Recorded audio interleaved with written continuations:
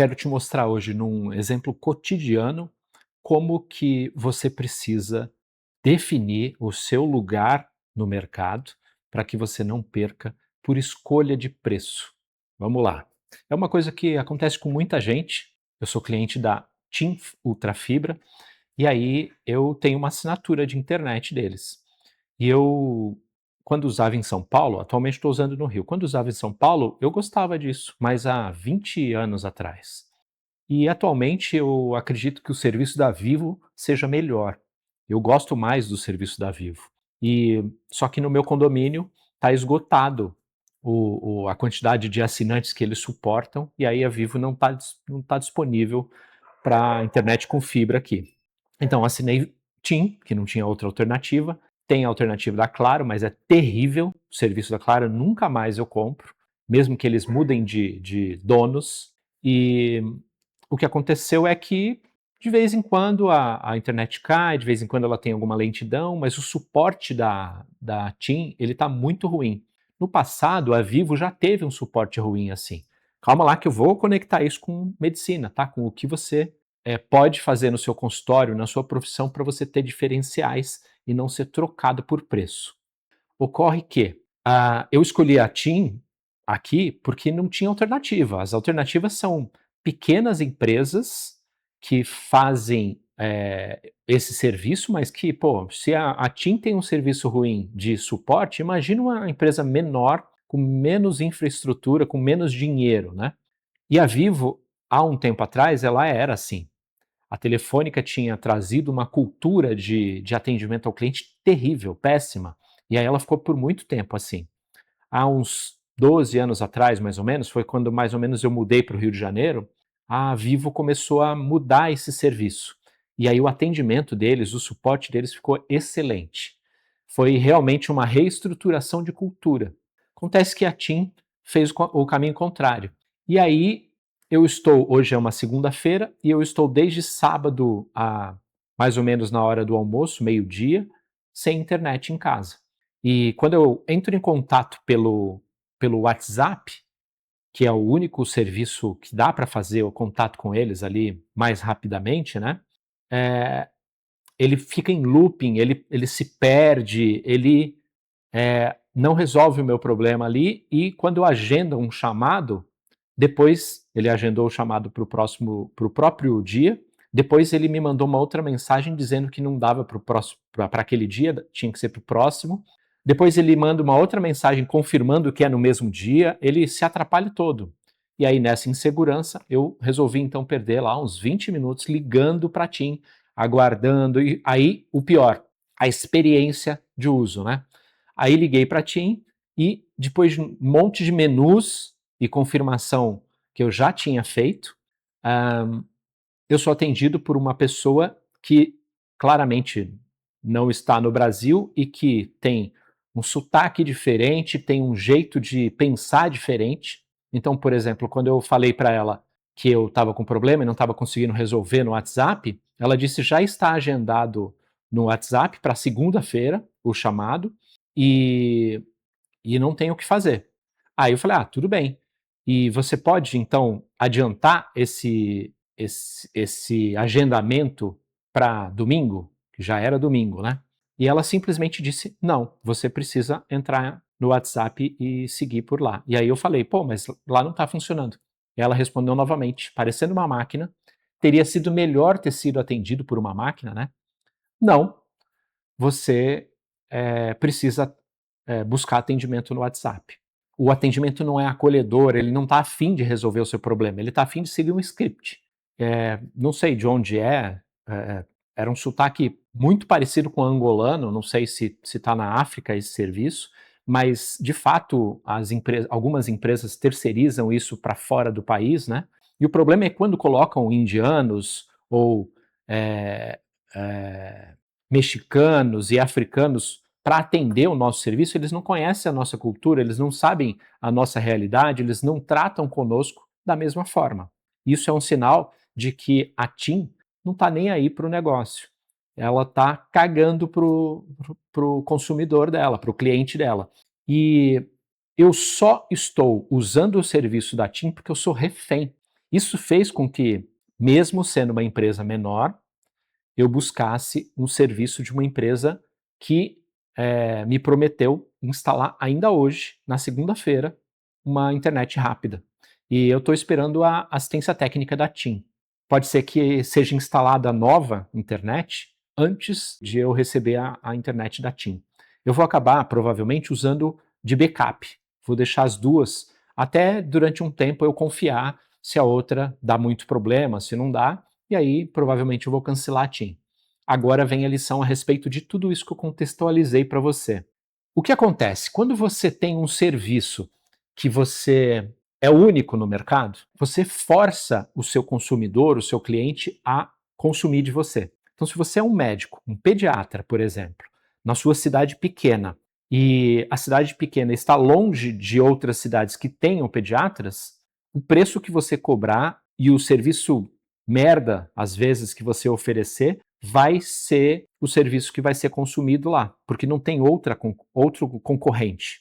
Quando a concorrência sadia acontece, que é o que eu gosto de chamar, chega um outro pediatra na cidade fazendo um preço maior do que o seu, mas fazendo um serviço melhor do que o seu, ou se o seu serviço não é o serviço merda e custa pouco, vamos dizer que o seu serviço seja ok, seja bom, mas ele custa muito, estratosférico, fora da realidade, para o contexto que você está, aí o médico novo que chega, às vezes ele também traz um serviço ok, igual ao seu, ou um pouquinho inferior, mas mais barato, de forma que fique gritante o contraste, e aí a pessoa vai começar a escolher ele. É assim que a gente perde a concorrência, perde para a concorrência. No caso da TIM, eu ainda sou refém até a instalação desse novo serviço. Se esse novo serviço mostrar para mim que ele é confiável com o tempo, né? Se ele tiver estabilidade, não tiver quedas e tudo mais, o que vai acontecer? Eu vou cancelar a TIM. E eu pagaria mais caro para receber o serviço da Vivo, que eu confio mais, porque eu tive pouquíssimos problemas com a Vivo no Rio de Janeiro, se ela estivesse disponível no meu endereço. Então o que fica para mim é que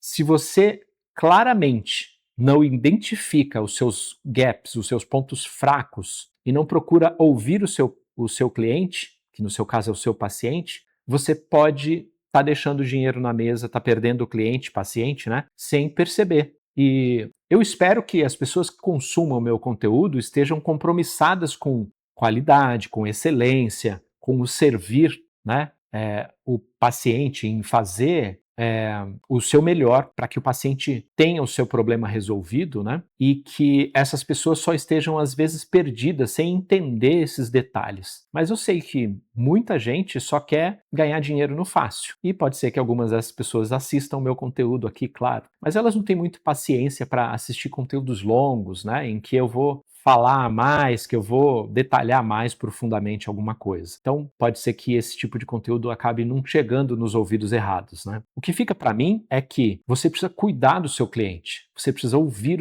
o seu cliente. E que, muitas vezes, tem alguns médicos que não querem aumentar o preço da consulta e fazem um serviço sofrível, um serviço merda, como eu falo, porque não dá para atender bem, né, atender com o tempo necessário e tudo mais, com o seu envolvimento necessário e cobrar pouco. É como o atendimento no plano de saúde, no convênio. Quando você atende pelo convênio, a Renata, minha esposa, já foi esse tipo de médico, né? O cenário dela era que ela trabalha até hoje ainda no hospital, ela é coordenadora de uma CCH num hospital particular, e aí ela está confortável financeiramente a respeito disso. Então ela tinha o consultório, mas para não perder a mão, como ela dizia, e para ter uma outra atividade além do hospital que ela tivesse mais prazer com o negócio, porque ela gosta de atender no consultório. Então ela atendia numa policlínica e nessa policlínica só plano de saúde. Então, um paciente por mês, mais ou menos, 2 pacientes por mês no máximo,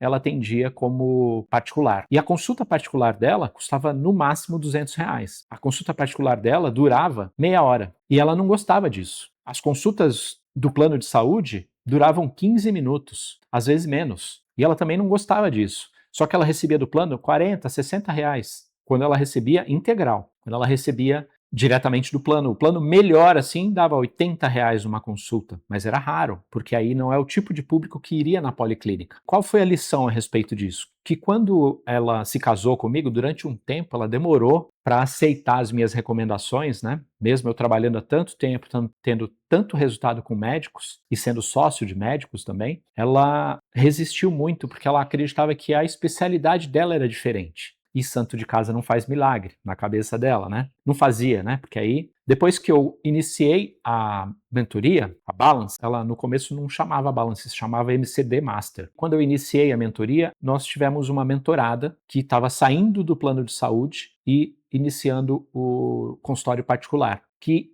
quando começou a receber as nossas recomendações, rapidamente ela começou a ter algum resultado. E aí eu mostrei esse resultado para minha esposa, e aí a Renata ficou empolgada e começou tá bom, vou fazer um teste. E aí eu fiz uma proposta para ela. Vamos fazer um teste em paralelo à policlínica, para você não descartar a policlínica por enquanto, mas em paralelo, para que você trabalhe uma vez por semana, 2 horinhas, e assim, se isso não virar em 3 meses, não funcionar bem, não for sustentável, você para de fazer isso, volta a atender na policlínica. Mas ela estava infeliz na policlínica, porque ela chegava em casa e ela estava estafada, cansada demais, ela não conseguia curtir a minha companhia e a dos cães, que ela adora os cachorros, a gente tem 4 cães, na época a gente tinha 5, e ela não conseguia curtir os nossos cães e tal, e relaxar na nossa casa, porque ela estava estressada, cansada, com um monte de pendência, porque o atendimento no plano era terrível. E esse atendimento fazia com que ela ficasse muito desgastada, frustrada, né? E aí ela topou. E eu fiz um compromisso: você não vai ter o que arriscar. Eu pago o aluguel. Atualmente ela usa Livance, um hub de médicos para atender nas capitais. Em algumas capitais tem isso, né? Mas na época foi um aluguel. Então eu falei, ó, eu pago o aluguel e o tráfego pago, que é para fazer a propaganda, né? Para você captar pacientes novos particulares para esse lugar. E aí ela aceitou todas as minhas recomendações e começou a fazer o atendimento. Aí a gente definiu como seria o protocolo de atendimento, para o tempo de consulta e tudo mais, e aí ela virou outra pessoa. Aí ela começou a atender 50 minutos a 1 hora e meia. Então são 2 tipos de consulta, uma de até 50 minutos, uma de até 1 hora e meia. E começou a cobrar, eu não me lembro agora na época, mas eu acho que era R$ 500 na primeira consulta, 750 na segunda. Sem retorno gratuito e, uma diferença absurda de quando era 15 minutos, quando era, sei lá, uma consulta particular de 200 que ela atendia em meia hora, agora ela está atendendo em, no mínimo, 50 minutos, que ela acaba, às vezes, estourando e entregando em 1 hora. Mas mudou. Agora ela tem prazer em fazer o negócio e ela deixou a policlínica já há alguns anos e ela chega bem em casa, porque ao mesmo passo que ela faz uma consulta hoje de R$ 700, por exemplo, antes ela precisaria fazer no plano 3 consultas e meia, né, para conseguir fazer o mesmo valor. O tempo que ela atendia o paciente nunca era suficiente. Então ela ficava frustrada mesmo assim. Agora é diferente, agora ela consegue pagar o tráfego que atrai a quantidade de pacientes que ela atende por mês, atende 3 ou 4 dias por semana, sempre na parte da tarde, então é 1, 2 pacientes por dia quando ela atende, e está muito mais leve. Continua não sendo uma obrigação para ela, mas ela atende com muito mais tesão a coisa, com muito mais vontade, porque agora ela está trabalhando no negócio dela e não no negócio do outro, que era a policlínica, fazia as coisas como queria, não mordia um percentual do que ela faturava, porque era uma policlínica da família dela. Mas a policlínica tem uma cultura de atender por plano de saúde. Então ela trabalhava por plano de saúde, né? E os pacientes, eles ficavam todos infelizes, porque ela não conseguia atender todo mundo na hora, as secretárias ganhavam por produtividade, então elas ficavam enfiando um paciente em cima do outro, cheio de encaixes. Ela ficava até tarde lá, os pacientes ficavam bravos, porque não eram atendidos na hora, não eram atendidos com tempo.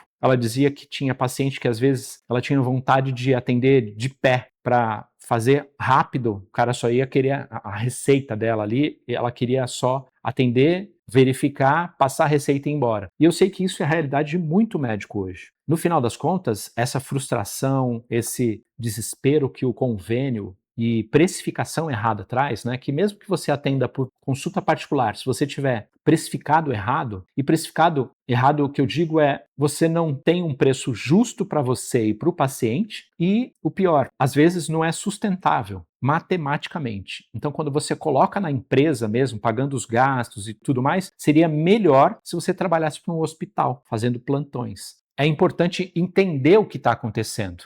De outra forma também, você não pode fazer o preço de acordo com o mercado. Você precisa, claro, estudar o mercado, saber o preço dos concorrentes e tudo mais, mas não é isso que tem que pautar o seu preço. Então, é um pouco mais complexa essa situação. Agora, para esse vídeo não ficar tão mais longo, o que eu quero deixar aqui é que você não pode ter pacientes reféns. Se você tem pacientes reféns, assim que pintar uma oportunidade para eles saírem, eles vão embora. Então, me conta aqui, de que forma você faz, o que você faz para que o seu paciente não seja um refém? Eu devo fazer um conteúdo novo em breve para falar sobre precificação, para a gente desvendar um pouco mais esse assunto. Se você curte esse tipo de conteúdo, se faz sentido esse tipo de conteúdo, a gente tem uma newsletter. Se você acessar resetmedico.substack.com, tem o link aqui na descrição e também tem no link da bio da gente. Nós temos uma newsletter semanal que eu escrevo e às vezes eu tenho um vídeo lá também. Nós temos o canal no YouTube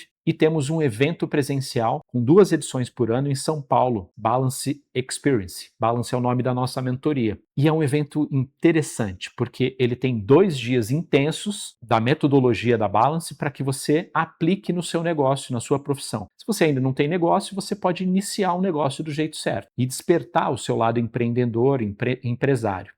Se você já tem negócio, você pode lapidar, fazendo as coisas certas, os ajustes para que você consiga escalar, ter mais qualidade, mais faturamento, mais tempo para você também e se liberte do negócio amarrado que é às vezes, né? Esse evento está para acontecer, se você quiser se inscrever, balanceexperience.com.br. É um evento pequeno, petit comité, para a gente ter a possibilidade de conversar um a um, de individualizar os assuntos ali e aplicar os 7 pilares da Balance para todo mundo sair de lá já com um mapa do que fazer já na segunda-feira. São 2 dias intensos, 8 horas por dia. Então, vale a pena. Se você entrar logo, dependendo do lote que você entrar, tem a segunda cadeira gratuita, então você pode levar um médico, um colega médico, tem que ser médico, e a gente não aceita médicos integrativos ou médicos que trabalham com ciência duvidosa. Então, se você é esse tipo de médico, não vai dar para a gente conversar,